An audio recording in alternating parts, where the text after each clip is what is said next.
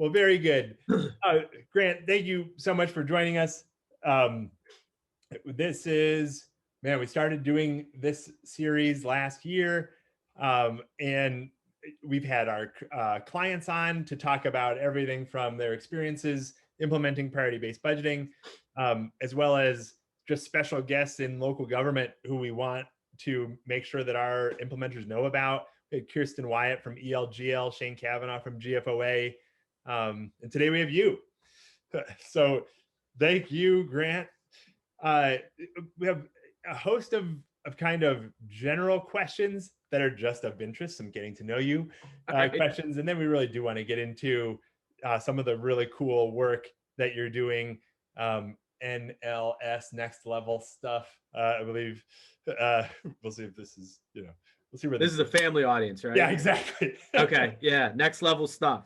Next level stuff. Grant, we always start this conversation off with reading material, and wanted to know what is your favorite book and why? Oh, favorite book. Let's see here. Favorite book I would have to say is The Drifters by James Michener. Wow. Which digs deep into the archives. Current book. We actually just maybe a little crossover episode in the future. We host a podcast called The Grant Street Experience in the city of Pittsburgh that's produced by our cable team, and I am one of the co-hosts. And we've been bringing on local authors, so just highlighting how they're using Pittsburgh as a character. Wow. So like the neighborhoods and everything. So I've been doing a lot of a mixture of local reading with also kind of NLS type of stuff. And so one of the local reads I've just done, we interviewed the author, actually a guy by the name of Will 3, which is his nom de plume.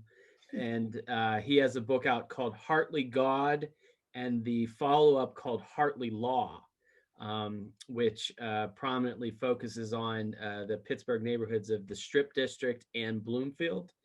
So that's an NLS. And then kind of, expanding or kind of sharpening the saw type of material. I'm also about halfway through a book called Grit,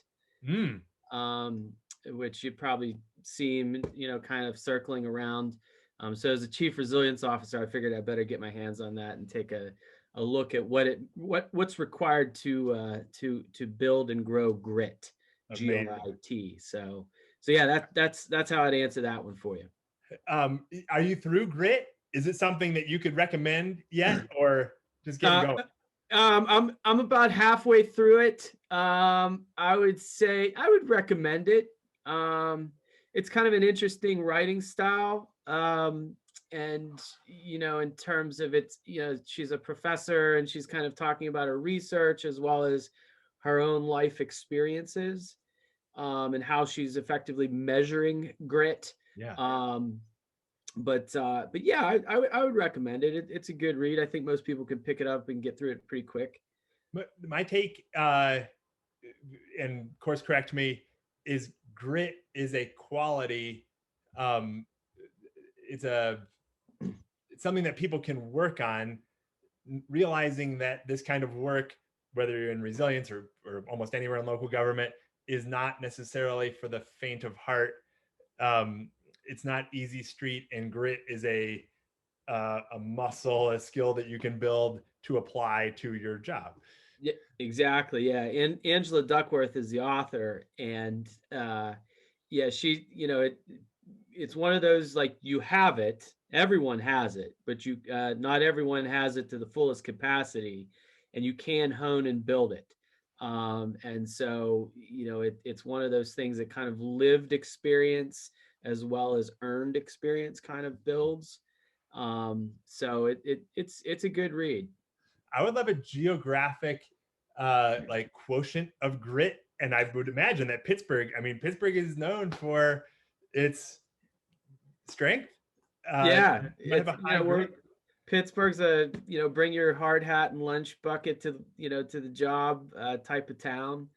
It is the ability to endure and adapt, which I think was one of the things that attracted me to the book. And also, just it's funny that you're asking this question, because the way that I came across it was first through another podcast called The Art of Manliness, which a guy, Brett McKay, hosts, which is really good. And then one of our guests, Rick Williams, I do a similar type of Q&A, and he recommended two books. One was the Kobe Bryant story. I think it's titled Mamba, the Mamba Mentality, and then he also recommended Grit. So I've got through, I'm halfway through one, and I just picked up the other. So Wow. Well, maybe it's a segue into a little bit more about what you do, and you can bring grit and the mama mentality into this. But tell us a bit about your position as Chief Resilience Officer in Pittsburgh. Yeah, certainly. So I serve as what's called the Chief Resilience Officer, and it was a title that was effectively created as a result of our engagement with the Rockefeller Foundation's 100 Resilient Cities initiative. And prior to being the CRO, I was the CSO. So now I'm the CSO and the CRO, because in local government, as your listeners probably know, you don't get a raise, you just get more work and maybe a title change when you do a good job, right? So we applied and were selected to the 100 Resilient Cities program. And one of the main thrusts of the 100 RC program was to develop the practice of urban systems resilience. And one of the major components of that is having a person inside of city government or municipal government that effectively serves as both the planner and integrator for the development of a resilience strategy. And so I've kind of fit into that role. And what's been interesting on my side is it effectively, I think, enriches the work that I was doing as a sustainability officer by integrating the concepts of resilience into sustainability. And so when you think about the root of sustainability, it's about how do you make things last and endure, right? Whereas resilience is really about how do you adapt to change and crisis and effectively evolve from that, right? So kind of brings in the aspects of agility and innovation. And so together, what we do in our work is basically formulate integrated cross-sector teams or cross-department teams to help build aspects of resilience or sustainability into our work. So I lead a small kind of agile team of 6 people, but leverage the capacities of city government across the board, as well as a lot of our external partners in the nonprofit, for-profit, and institutional sectors. Absolutely amazing. For Katie and Hannah, or anybody on the line, if you have questions and you want to go deeper on sustainability and resilience, please drop them into the chat. This is really fascinating. Grant, so you were already on board as Chief Sustainability Officer, and then resilience came into play. Why did that happen? Why did Pittsburgh start to focus on this?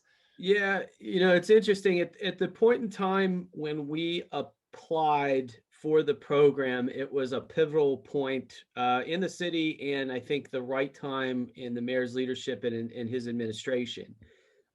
So coming out of the mayor's transition team, which I had an opportunity to help participate in and shepherd some of those aspects, there was a large recognition from our community that Pittsburgh was doing a lot of great things, but we weren't connecting them to a broader environment. So nationally, regionally, internationally. And likewise, there's a lot of things that are happening out there that we weren't taking advantage of. So there was a thrust from us early in the administration to go out and seek new ideas and networks that can help enrich the work that we're doing in local government. So that was number one. Number two, being early on in an administration, you have that ability to ask questions, right? And to formulate strategy. And so it was right at the right time that we were seeking that guidance and, effectively looking to develop a game plan or a roadmap for how the mayor was going to, operationalize a lot of his policy platforms from his campaign. And so this opportunity just kind of dovetailed and sequenced nicely in that point in time. And as a result, it's helped us to kind of shape the work that the administration has done from a sustainability and a resilience standpoint.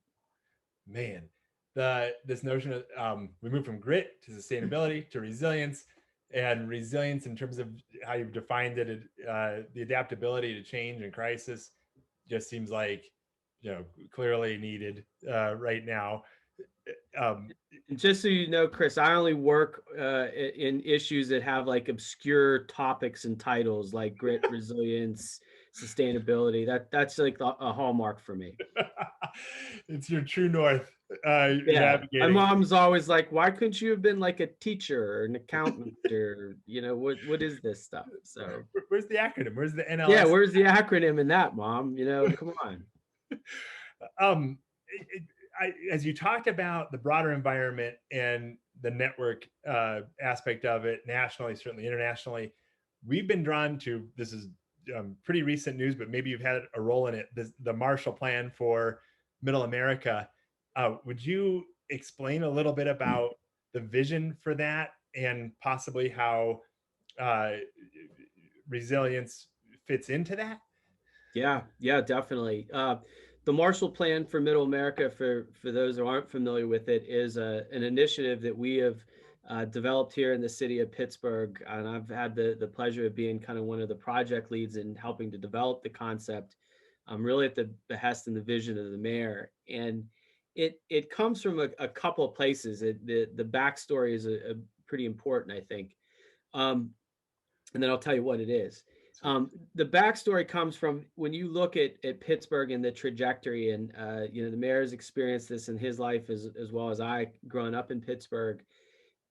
Pittsburgh hit effectively kind of rock bottom in 1982, where it was a long, protracted kind of stressor on the system, but the steel industry and heavy industry collapsed, and we hit the point of about 18% unemployment in the Pittsburgh region.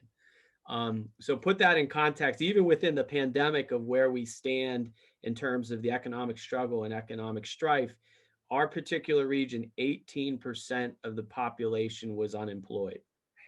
And that facilitated effectively, both an economic malaise, but also a diaspora of the population away from the city and from the region.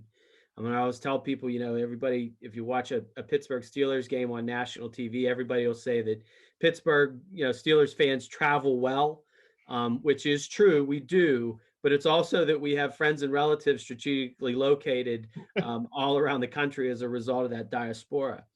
And so, with that in mind, the city and the region went through basically a generational challenge where there was no support.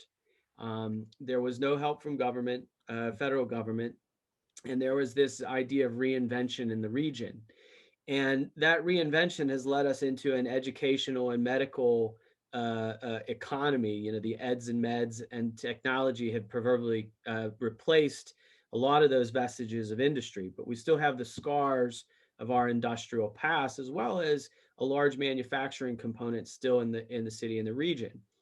And as we've gotten involved, fast forward to the past couple of years, as we've gotten involved in the work of climate change and clean technology, we've recognized that the environmental and economic challenges need to intersect. That a clean environment and a clean economy go hand in hand.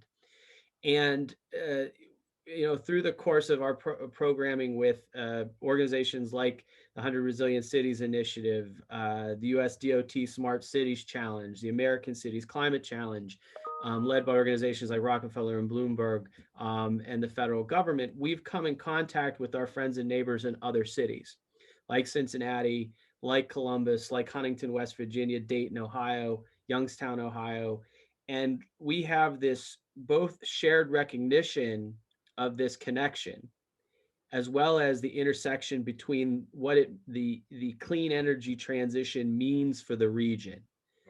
And so back in the latter part of 2019, we started to put some of these ideas down on paper, and intersect them with our work with the United Nations Sustainable Development Goals, with our work in terms of looking at energy procurement, and then some seminal work that we did with Siemens through a tool they call the City Performance Tool, where we measured our climate action plan and put those technologies up against job creation opportunities. So X amount of electric vehicles being procured, how many jobs does that create, for example, right? How many solar panels does, jobs get created in the greater region, et cetera. And so what the Marshall Plan research is that we led with the University of Pittsburgh and the Center for Sustainable Business basically extrapolates that information across the region, and then also integrates aspects of building energy performance, grid modernization, the electric vehicle supply chain, et cetera. And so what we're saying in the Marshall Plan is that if you invest in those sectors, in that space, the region stands the opportunity to leverage and create over 400,000 jobs over the next decade. If we do nothing, we stand and maintain the status quo, we stand to lose 100,000 jobs in the oil and gas industry, which has been kind of the bulwark of the energy economy. And so working together as a region, the Marshall Plan in concert with the federal government, regional and state governments, but also labor and labor pension funds, the idea is to amalgamate that capital and create the economic investment engine that can create the clean energy transition. Wow. I can't wait to listen to this again. It's brilliant. I went to engineering school not that long ago, and the argument was environment versus economic gain. And what's so awesome about how you turned this around and articulated in the Marshall Plan is that it's environmental prosperity that we need to accomplish, that some people that we need to accomplish, and you brought along the economic gains that come along with that. It's huge. Yeah, it's flipping the script, right? And this is both the challenge, right, is getting everybody on the same script, but also understanding that there are, and this is kind of resilience speak, leveraging the co-benefits that can be created from that, which is to say you're not just going to create jobs, but you're going to reduce emissions and address the climate challenge. You're not just going to create jobs, but you're also going to deal with issues of social and gender and systemic inequality. You're not just going to create jobs, but you're also going to create a better healthcare system or healthier communities by reducing pollution and then reducing the issues of like cardiopulmonary diseases, right? So like there's a host of co-benefits that get intertwined into the strategy. So like, the second piece I would say is people also get from the media in particular get caught on the federal component of this. Mm-hmm. There's a very localized component of this, and this is where priority-based budgeting comes in, where effectively we're leveraging the procurement decisions of local government, right? So we are buying electricity, and we have a choice in terms of what type of electricity that we buy. We buy vehicles, and we have a choice of the types of vehicles that we buy, right? So that's where that real world kind of intersection, like the rubber literally hits the road in terms of how we're budgeting and making these decisions. The other piece of the puzzle, though, is that when we start to bring that capital together from the public sector, the private sector, from pension funds, from the federal government, it's basically everybody putting their potato in the pot in order to foster the transition. So it helps to create more win-win situations. The win-win. First off, we've had this is like your third mic drop moment. We could just end the conversation right here. This has been fantastic. But the win-win, the heart of priority-based budgeting is recognizing that there are certain investments that you can make mm-hmm. that have a a bang for the buck, a higher rate of return by way of, if I invest in climate, it actually is also an investment in our economy. That's right. It's also an investment in our safety and it's also investment in equity and well-being. And to look for those opportunities overall, and you've articulated it perfectly, it's not an either or. It's It's a not a both trade-off. and. Yeah, exactly. And that's what has inspired us so much about our particular work with you in Pittsburgh. Is at first it came across as, wow, how inspired, which was inspiring, how inspiring that in spite of revenue shortfalls that so many local governments are facing, and certainly Pittsburgh, you have not hit the pause button on your funding sustainability and inclusivity and equity and climate. And that's what our work has been about. But it's more than that. It's not just hitting the pause button. It's recognizing that those investments are imperative Yeah, because of their carryover effect on all of our other outcomes that we seek. it's exactly right, and it has a multiplier effect. Yeah. Like the thing, we're the city and we think we're all big and bad, but we're like a small piece of the overall kind of economic piece of pie of the regional and economic engine, right?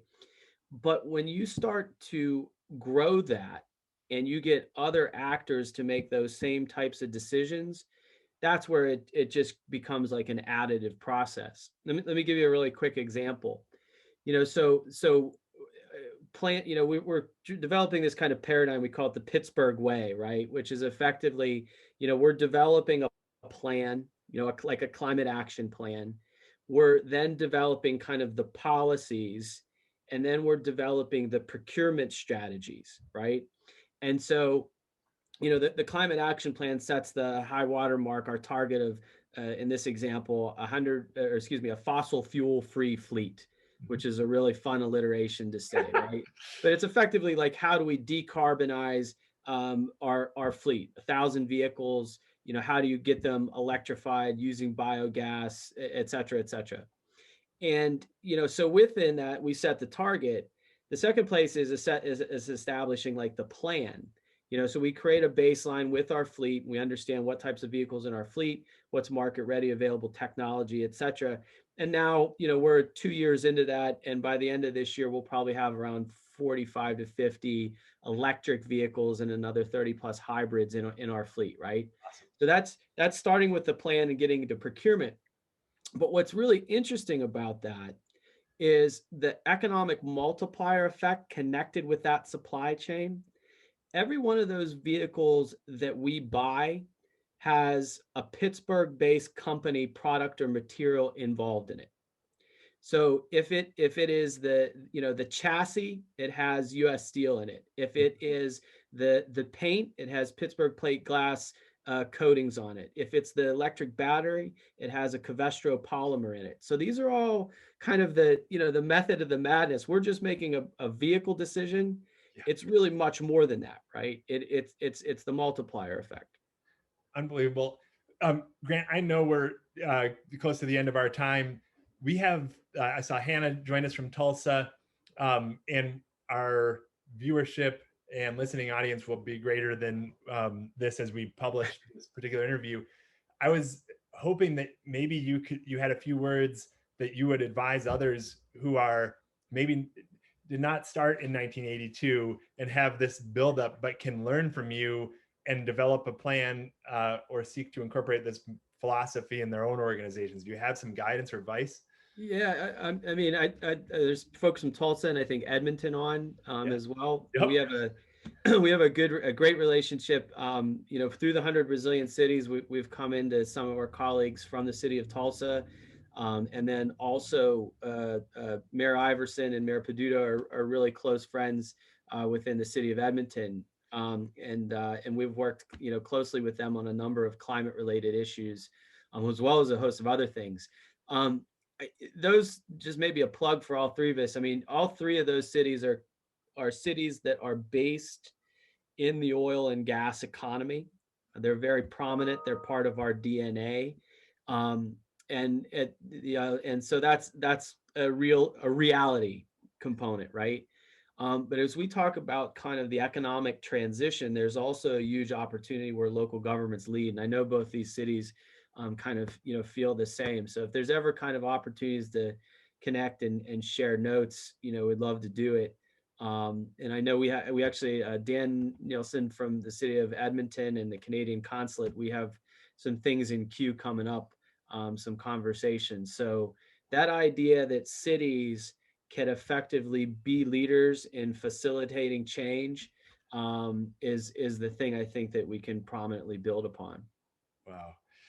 Well, thank you sincerely. This is an inspiration to have gotten to know you and introduce you to the ResourceX community and what you're doing. You're leading the way, and there's going to be a lot of us who follow in your footsteps and what you're pioneering, and just so grateful to have you here. Yeah, we appreciate the work that you guys are doing at ResourceX, and I've had a chance, just a little work mode here.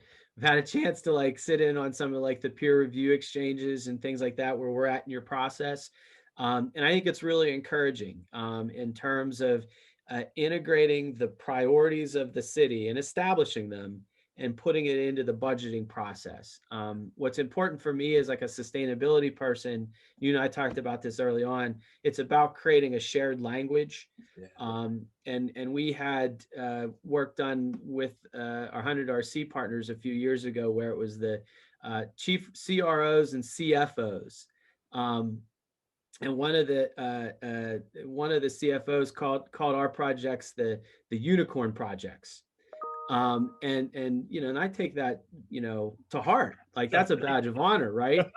And he didn't mean it that way, but like, but the idea that we create a shared language in terms of how we finance operations and improve outcomes for our residents is really what is in everybody's best interest, right? So creating that shared space and the shared language is a huge opportunity you guys create.